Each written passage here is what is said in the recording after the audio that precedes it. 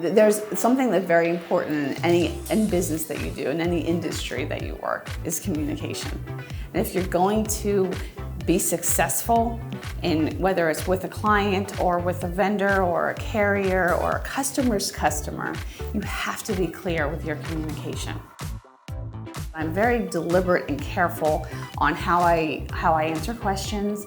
I'm listening much more than I am talking. Even as a salesperson, oftentimes we have the reputation of wanting to do the talking, but if we can listen more than we talk, our answers are going to be much more clear to the customer. We always email, call, make sure that we're giving them prompt detail as soon as possible and keeping them updated. One of the ways that we are proactive when there is delays in the industry is by calling the carriers, making sure that shipments it's on board and just keeping track of it the best way that we can. So if it's pressing, it's urgent, and it's hot, I don't wait around. If I get an update, I'm calling my customer and I'm letting them know.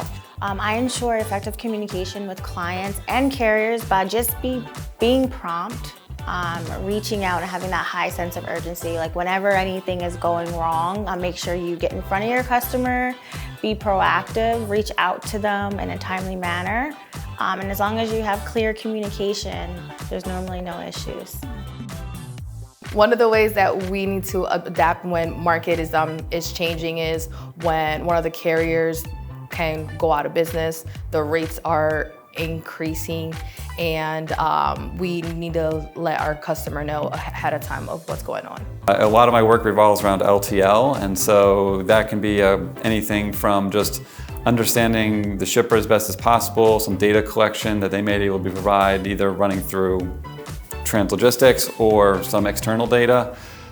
We like to do some type of freight optimization or some type of just overall shipper look to see how we might be able to best bring carriers to their program. I think on the truckload side is a lot of the same. You have just making sure that you're understanding what the initiative is, what the exact ask is, and then going out and finding the right carrier partners, either carriers that we have existing relationships with or building new relationships to marry up to that current opportunity.